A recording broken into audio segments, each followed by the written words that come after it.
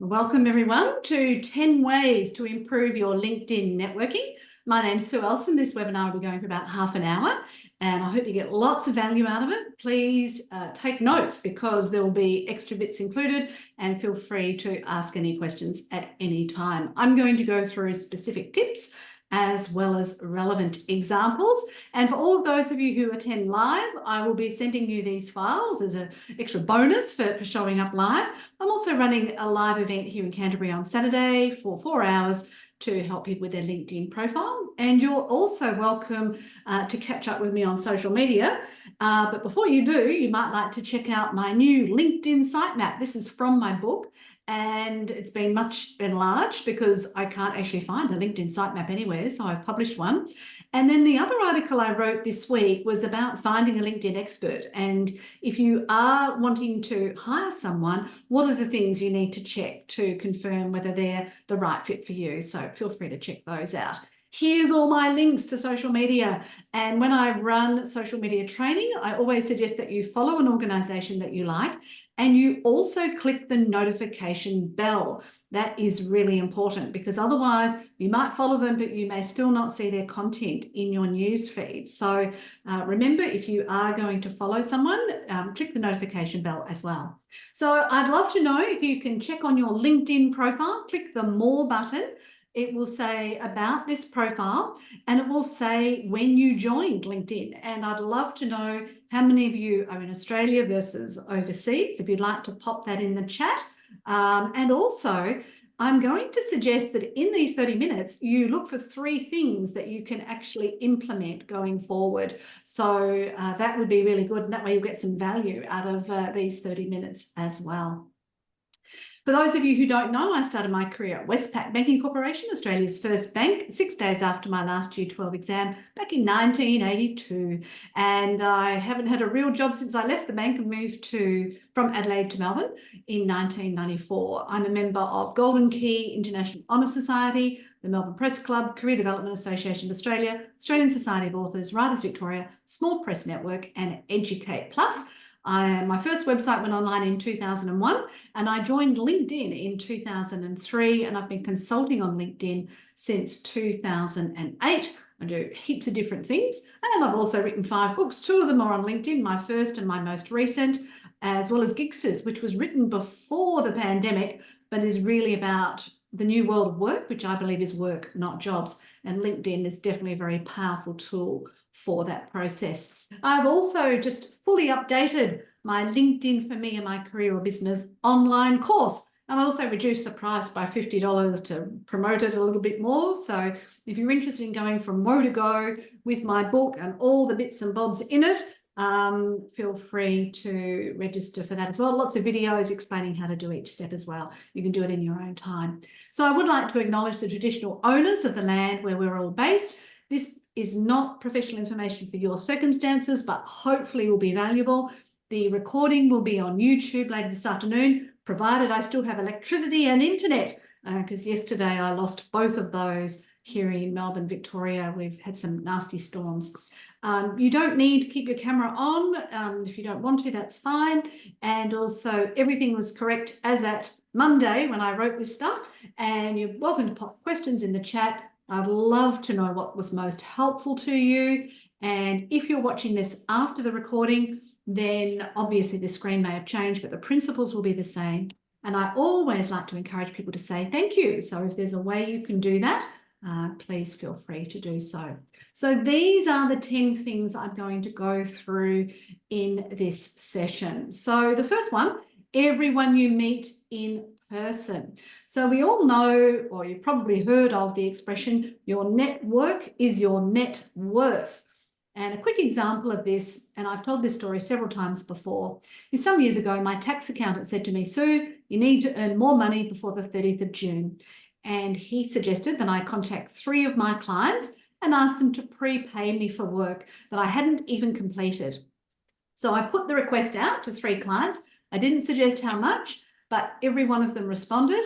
One gave me $750 up front, one gave me $2,200, and another one gave me $5,500. Now, I don't know many employers who could help you get $8,000 tomorrow kind of thing. So that's the value of your network. And if you lose your current role, if you can reach out to your network, that's going to help you. I also spoke on radio yesterday about polywork, which is choosing to have more than one job. So a lot of people are saying, look, you know what? I don't want to work 5 days a week somewhere. I'd rather do 3 days of this and 2 days of that, or because of the cost of living, they've ended up doing more jobs as well. There's lots of different opportunities around, and this is the value of a network. So I would love to know which one of these is your most important reason for attending today. Are you looking for a promotion? Are you looking for a new role? Just pop the number in the chat. Number 3, a new career in a different field. You want to find an advisor, mentor, or coach, secure lead, sales, and business results, which I presume is what most people are going to be interested in. Improve your brand, profile, or status to maintain relationships, or something else. So let's see what numbers we're getting. Number 6, brand. Ryan is leads. Melissa also number 6, brand. Oh, that's really interesting that brand's popping up so much. Lots of sales coming through. Yes, as I suspected. New role somewhere else. Thank you. John, he's picked 3, 5, 6, and 7. Woohoo! Yes, you can definitely do all 3 on LinkedIn. Lots of brands. Well, that's really interesting. And Sophie's got 2, 5, and 6 as well. Fantastic. Well, thank you for that insight. I'm sure lots of these will be covered in the presentation. And as I said, please let me know what's most helpful to you. So the first step, everyone you meet in person. Now, thanks to our phones and the LinkedIn app, you can press in the search box on the LinkedIn app, and then on the top right-hand side, there's a little 4 dots. You press that, and this little QR code will come up on your phone. So no need to carry business cards or other QR codes. You can immediately connect with people from now on, my 3 favorite words, via the LinkedIn app. If it moves out of the search box, you can also click the My Network button and press the little blue person that picks up, and that also brings this scan code. So when you are at work, you're at events, when you're socially at a barbecue on the weekend, both personally and professionally, everyone you meet, unless you don't like them, I do encourage you to connect with them. Now, when you scan their QR code on the LinkedIn app, their profile will come up on your screen, and there'll be a big blue button, and that big blue button will either say follow or connect. You don't press it. You actually press the 3 dots next to it, and then you choose personalize invite. And that way you can say, nice to meet you at the barbecue, the mixer, the conference, whatever it is, and then you can send off the invitation. That way, if you forget their name, you can do a message search barbecue, and you can look up all the people you met at barbecues or whatever. But please try and personalize that invite. It just makes it a little bit friendlier as well. So from now on, everyone you meet in person, you can do that with.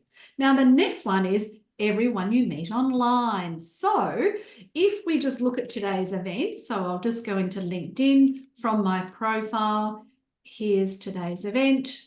And if I look at that, you will see on this event that 145 people have registered.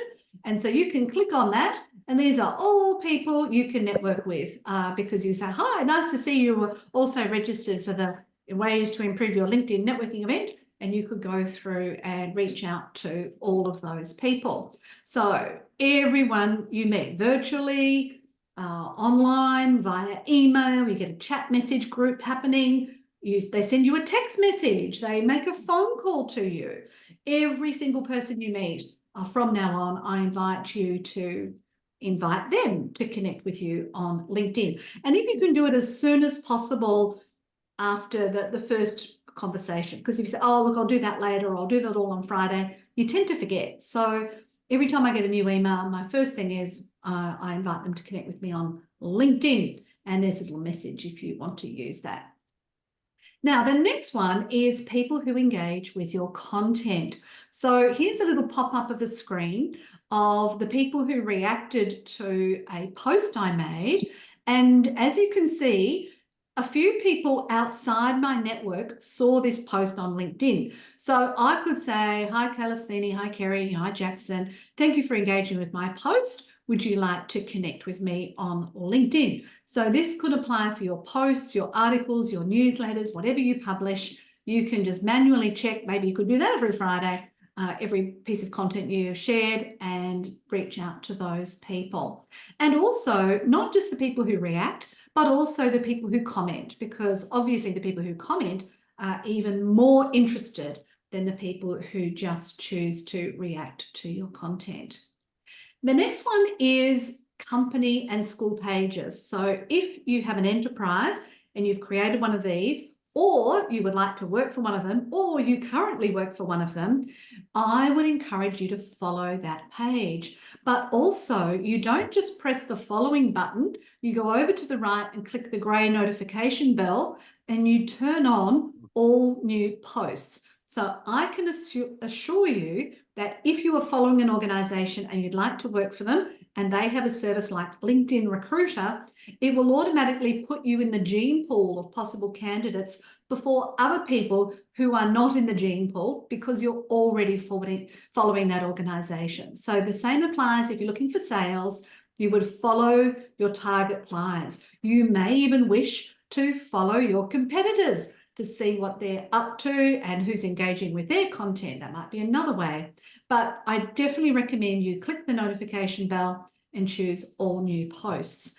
And also, this is going to improve the quality of your news feed. So by telling LinkedIn, these are the companies I'd like to be notified about their content, then you're more likely to get that rather than something that you're perhaps not as interested in. The next one is from the company and school page. If you're actually an administrator for one of these, you can click on the followers from the top menu and scroll right to the bottom, and you can see all the followers who are following your company or school page. So you can see here, Mohammed is not connected to me right now, so he's a follower of mine, so I could reach out to him and say, hi Mohammed, thank you for following my Sue Ellson company page, would you like to connect as well? So the benefit of being connected to Mohammed is obviously he's already shown interest in what I do, but also he can then message me. It will automatically invite him to subscribe to my newsletter. There'll be other sort of extra benefits from that, so you can always do that. And then obviously after Mohammed has connected with me, I could suggest please message him directly and say, please don't forget to click the notification bell so that you can see all of my posts on a regular basis. So for all of those trying to improve your brand, the more people you can A, get following you, and B, clicking the notification bell, then obviously the more likely they are to see your content. Now, I have asked lots of people over the years to follow me, to join groups, to do whatever. Most people will not do it, so don't be too disappointed if they don't all click the notification bell, but it's worth asking the question. And unfortunately, we can't see how many people have clicked the notification bell at this point, but definitely worth trying to encourage, particularly for your raving fans or your advocates. Make sure they have done it. Now, hashtags. I have a bit of a love-hate relationship with hashtags.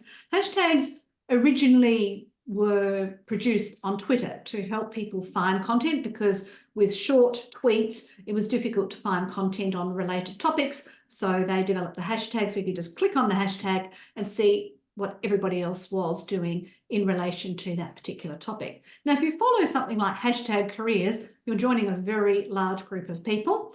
I recommend that everybody put their own hashtag on all their own content, so hashtag Sue Ellson. And I just did a little experiment with Instagram today. So happy Valentine's Day for anybody who's in that mode of life. It's nice to sort of say happy Valentine's Day, but I wrote a poem about happy Galentine's Day for those of us who don't have a partner at this time in our life.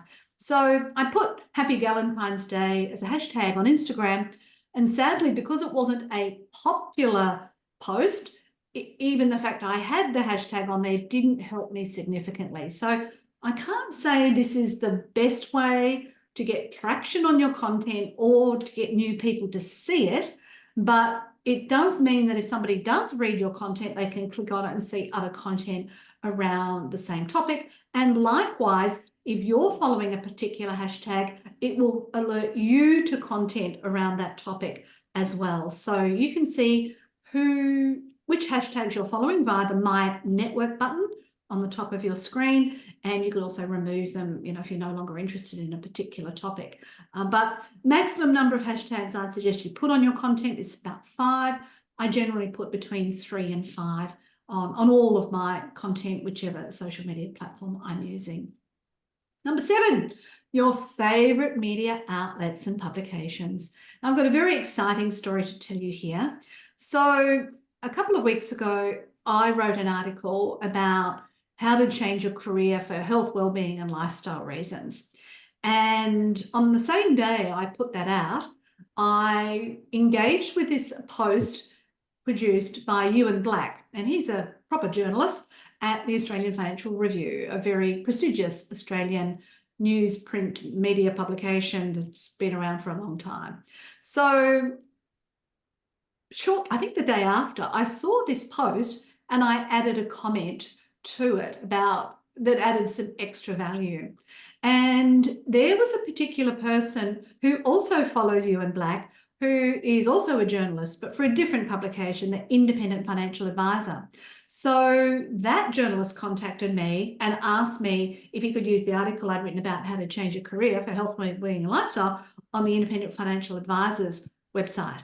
And so I said, yes, happy for you to use it. Let me just add in some information specific to financial advisors, so it's 30% different, so it can be indexed in Google search results. And the good news is that's a good quality publication as well. So now if you Google my article, the article on the Independent Financial Advisors comes up. Now I've got another link on a high domain authority website. So just by engaging with the journalist content, I was seen by other people who are interested in that content, and that led to a little bit further. And then I also engaged with Lisa Leon from the ABC, and there's a link to that post if you'd like to check that out. So I do recommend that you connect with journalists in your field if they are willing to accept the invitation, and follow the company pages of any publications that might be of interest to you, your brand, your job search, whatever, and choose follow and notify, and react and engage when you have something of value to offer. But please do not upstage the author. So I didn't want to make Ewan look terrible for not mentioning the Fair Work Act. I just wanted to add something to the post. Now, you can also do a lot of research on both LinkedIn and on Google. And next month's webinar is about doing research on LinkedIn. And when you type in a word or a name in the search box on the top of your screen and press enter, it will automatically bring up all these choices across the top. And if you scroll down the page, you'll see all those different categories. And so here's something to do with careers. And when I did this, I mean, I hadn't actually done this before writing this webinar. I actually saw all these people who were second level connections who would be interested in my content because it's careers focused and LinkedIn focused, and a lot of careers practitioners need to know about LinkedIn. So I actually invited these people to connect with me. So it's another great way to expand your network around topics of interest. So if you run out of people via that search on LinkedIn, you can do something called a Google Advanced Search. So when you do that, this is the link to Google Advanced Search there, and you can see it on the screen there. So I could have put in the words in the top box in quotation marks, careers or career practitioner or something like that, and then scroll down to further on the bottom of the screen and put in linkedin.com. And what it will do is it will search the entire LinkedIn database. I will never run out of searches. So some people use Sales Navigator for these types of searches, but I'm here to tell you, you can do it all for free using a Google Advanced Search, and you can find all sorts of people. So what's the definition of a business? It's getting somebody to pay for your goods or services. That's it. That's a business. So if you think about who are the people who would be interested in purchasing my goods or services, where are they on LinkedIn? Can I connect with them, add them to my network, and then do a follow-up process from there, then, but not connect and pitch, nobody likes that, then obviously that's going to be a great way to network online. Now, the next one is content you find valuable. Now, I am a professional member, as I've already mentioned, of the Career Development Association of Australia. And when they changed their logo, and they mentioned this in the group, a lot of people engaged with that post. So I looked at all the people who'd liked that post, and I went through and invited all of those people to connect with me. Now, just in terms of numbers, we can have a maximum of 30,000 connections on LinkedIn and an unlimited number of followers. And I'm getting close to my 30,000, but I still want these people in my network, particularly if they're in Australia, because that's where I believe I can add the most value. But if you're engaging with particular content, that tells LinkedIn what you're interested in. And if you stop and scroll slowly over some content, that will also tell LinkedIn that you're interested in that content. So if you can create scroll stopping content, that can help you as well. So one of my best posts ever was me in black and white and color, 2 images on the same screen, and people stopped to look at that. And I said, well, should you have black and white or color photo on LinkedIn? And the answer is color, because in China, black and white photos are used on gravestones. So we don't want anybody thinking we're dead. We want them thinking we're alive. So I suggested colors. But because people were slowing down and looking at the 2 images, which were similar but different, it meant that there was longer time spent on the post, and that improved the number of people who saw it because it got to 32,000 views. You can also try and track down your tribe. Maybe there is a specific group you could join and you could find people in there, both for your profession or your industry, both in your country of origin and overseas. So don't just assume you can only meet people locally. If you're the only person in Australia in a US group and somebody in the US wants to deal with Australia, that could be very helpful to you as well. And another type of content that is still performing well on LinkedIn is polls. So don't use them too often, but a good quality poll where people answer a question and vote, that can also do quite well for you. So keep those things in mind. Now, event speakers. I've been a member of the Melbourne Press Club since 2008. At the end of the last year, I went to this little event called The Edit, which is for young and early career journalists. And these were all speakers who were at the event. That's me in the front row sitting there with my little notebook and ready to ask a question as soon as question time was available, which I did. But before I even went to the event, I invited all of those people to join my network on LinkedIn, and I sent them a little article about using LinkedIn for journalists. So as soon as I register for any events, I connect with all the guest speakers, all the workshop leaders, and then when I'm at the event, everyone I speak to, I connect with again. Then if you want to, you can follow up, say, I thought it was a great event, what did you think? And build your network even further and perhaps share ideas, meet for coffee, whatever. I also believe you can connect with everyone at online events. So quite often what I'll do is I'll do a screenshot of the people who are there. They'll say, nice to see you online at the XYZ event. Would you like to connect? And also the organisers, who are often left out. So quite often the speakers get all the kudos, but not the organisers. So reach out to them. And you can also have a little messaging group to stay in touch with people. So this week I ran a little LinkedIn marketing strategy workshop for the Australian Institute of Management. So here in my messages, I'll just see if I can bring it up. Oh, it's going to be awkward. Okay, I have to. Anyway, what you can do is you can start off a message and you can add a whole bunch of people to a message, and then it becomes a message chat facility. And so that way everyone in the group gets to know everything that's going on. So I do it for courses so I can share all the resources and do it all live and online. So that's another way to maintain a relationship even after an event. And as I said, from now on, those are my 3 favorite words, keep connecting with everyone everywhere you go.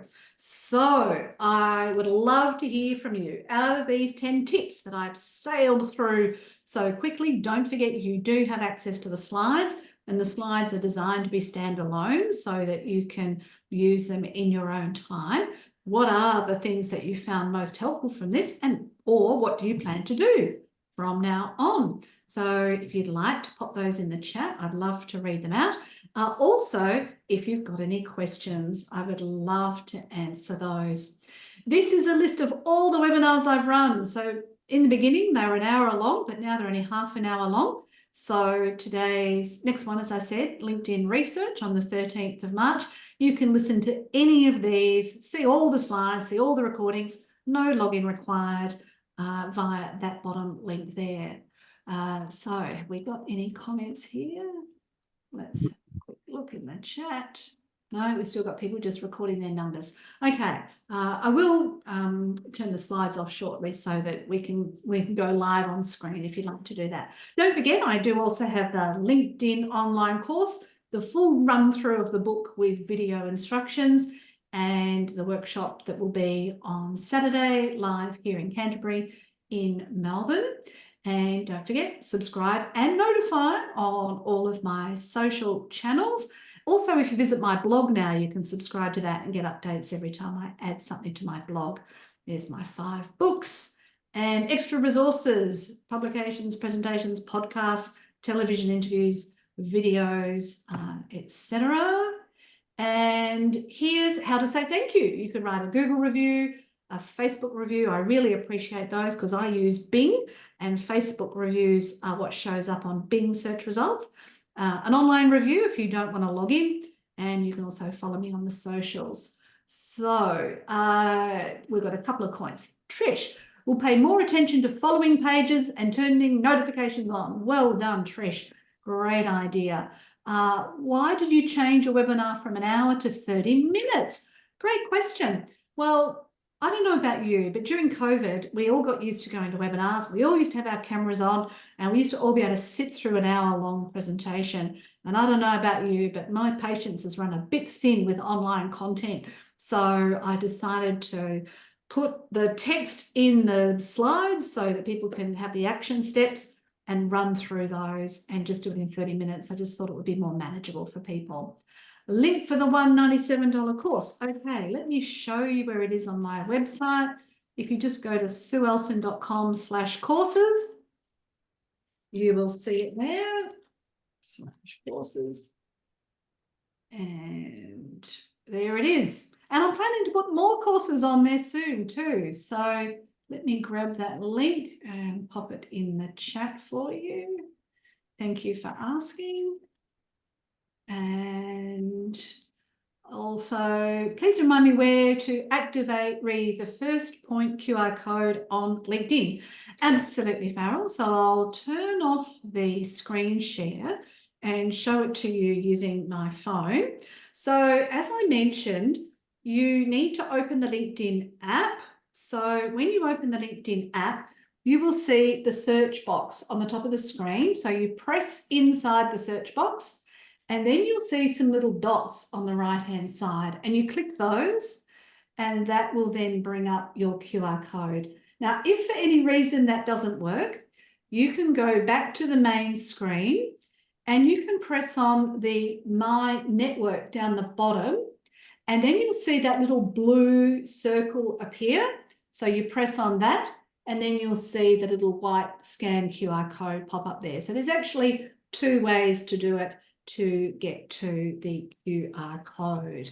Narlin says, great session, Sue. Thank you, Narlin. Sophie, I'm interested in getting content shared more widely. So time spent holding someone's attention is a really interesting tip to increase the chance of trending. Yes, thank you, Sophie. So imagery, all of us are biologically programmed to look at faces. So as soon as we see a face, we think, oh, is that someone I know? So if any imagery you have on your posts has a face, great. Also, if your image can tell the entire story. So I was at a special event celebrating, I don't know, 40 years of this organisation, and they had a cake. So everybody was lined up to cut the cake, but all it said was 40 years. So I said, before you take the photo, let's put the sign in the background so that we know which organisation it is, and then take the photo. So whatever you can do, put signs, displays, words, whatever, so that people know just by looking at the photo what the story is all about. And when you take those photos, Make sure you take about 30 shots with your phone, because I guarantee you, as soon as you've got a crowd of people in a shot, somebody will have their eyes closed. So take lots of photos so all their eyes are open in one of the shots. Wendy says thanks. Teresa says thanks. Excellent. All right. So is there anybody who would like to unmute and ask a question live? Because we're right on 12:30. Oh, do you recommend video content for LinkedIn? How long should the video be? Yes, I do run these webinars monthly, usually on about the second Wednesday of the month, unless I have another commitment. Yes, I do recommend video content on LinkedIn, but I am somebody, if I saw a video that went for 3 minutes and 24 seconds, it's unlikely that I would watch it, because I can read a lot of content in 3 minutes and 21 seconds. So I would suggest, if you're going to do videos, that you do it for as short as possible, less than a minute if you can. And if you shoot it in portrait mode, it will be much better for a mobile device. And also you would put the same video on YouTube and all your other socials. And if it's less than 60 seconds on YouTube, it goes as a short, which means it automatically replays. So it's more likely to be viewed. 57% of users on LinkedIn are using mobile phones. So again, shooting in portrait mode can work well for that as well. If you're thinking, but I just wanted to do a screen recording, well, you can change the screen recording to record your phone or be the dimensions of a phone screen. So that's another option as well. Lots of thank yous coming in. Thank you for that.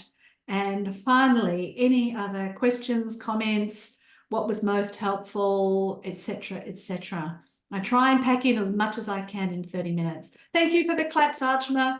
That's lovely. Thank you. Lots of helpful advice. Thank you, Linda. Any other final questions? All good?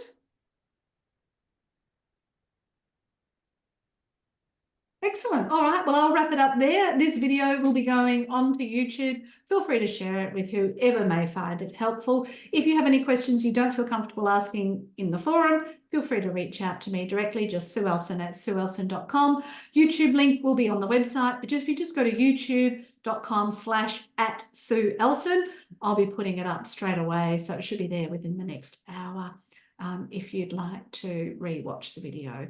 But don't forget you've got the slides as well. So that's probably more the step-by-step process.